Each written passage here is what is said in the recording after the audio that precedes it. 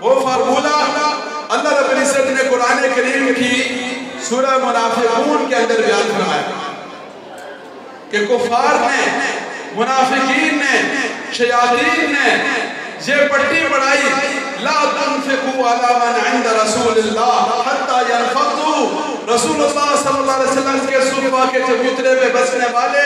رسول اللہ صلی اللہ علیہ وسلم کی گرد و پیش میں رہنے والے، رسول اللہ صلی اللہ علیہ وسلم سے دین کا علم حاصل کرنے والے، رسول اللہ صلی اللہ علیہ وسلم کی درسگاہ میں قرآن کریم سیکھنے والے جو خوش نصیب لوگ ہیں، ان پہ خرچ مت کیا کرو، ان کو چندہ مت دیا کرو، ان کا تعاون مت کیا کرو، ان کے ساتھ اخلاقی اور مالی مدد مت کیا کرو، حتی ينفضوا، تاکہ یہ منتشر ہو جائیں، تاکہ یہ ہٹ جائیں، تاکہ یہ پھٹ جائیں، تاکہ یہ جدا ہو جائیں، تاکہ یہ دور چلے جائیں اور دین کی محنت کا یہ سلسلہ رک جائے۔ اللہ رب العزت نے اس کا جواب دیا، وَلِلَّهِ خَزَائِنُ السَّمَاوَاتِ وَالْأَرْضِ، اللہ رب العزت کے پاس آسمان و زمین کے خزانے ہیں، کسی کے چندے کا اللہ کا دین محتاج نہیں، کسی کے تعاون کا اللہ کا دین محتاج نہیں، کسی کے پیسوں کا اللہ کا دین محتاج نہیں، اور اگر کسی نے مالی تعاون کرنا بند کر دیا، اللہ رب العزت اپنی قدرت اور نصرت سے اس کا انتظام کریں گے، اللہ کے دین کا یہ پیغام اور سلسلے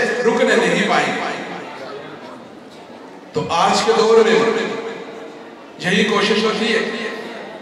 عالمی قوتیں ہوں یا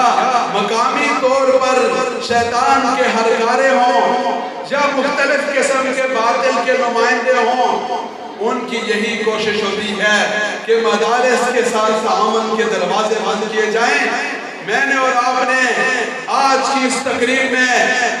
سب سے پہلے یہ فیصلہ کرنا ہے کہ ہم نے اپنی زندگیاں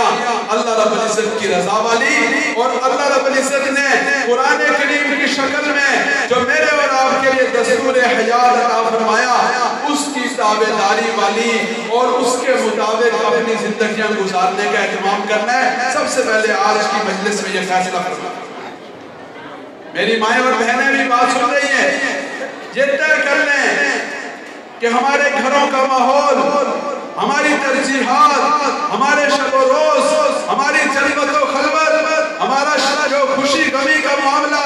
ہمارے ہاں ہونے والے شادی بیاہ کی تقریبات، ہر معاملے میں ہم نے قرآن کریم کی تعلیمات اور آقا کریم صلی اللہ علیہ وسلم کی سنتوں کو مقدم رکھنا ہے۔ رسوم و رواج کو، بدعات کو، اور جو آج کل کے دور کے مختلف ہم نے نام نہاد قسم کے تقاضے بنا رکھے ہیں، ان سب کو نظر انداز کر کے اپنے رب کو راضی کرنے کی فکر کرنے کا۔ دوسرا ارادہ آج کی اس تقریب میں یہ کرنا ہے کہ اپنے بچوں کو اللہ رب العزت کے قرآن کا حافظ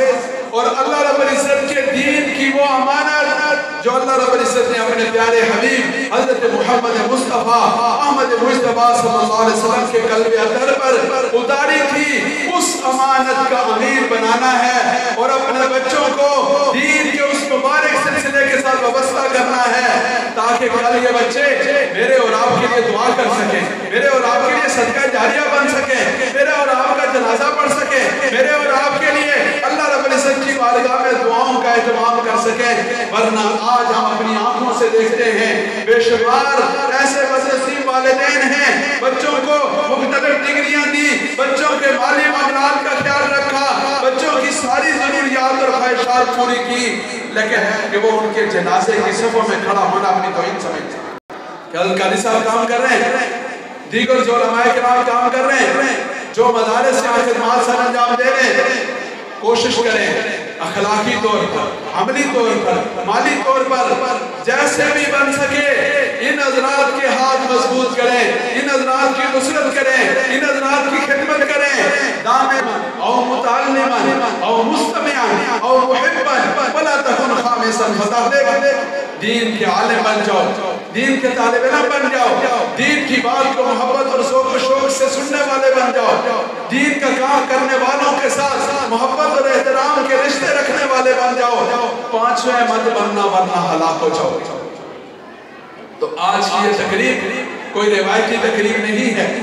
آج ہم نے یہ فیصلہ کرنا ہے کہ ہم نے عالم بننا ہے، اپنے بچوں کو عالم بنانا ہے۔ ہم نے قرآن کا طالب علم بننا ہے، اپنے بچوں کو قرآن کا طالب علم بنانا ہے، اور اس میں عمر کی قید نہیں۔ رمضان المبارک آ رہا ہے، اپنی اپنی مساجد کے ائمہ کے پاس جائیں،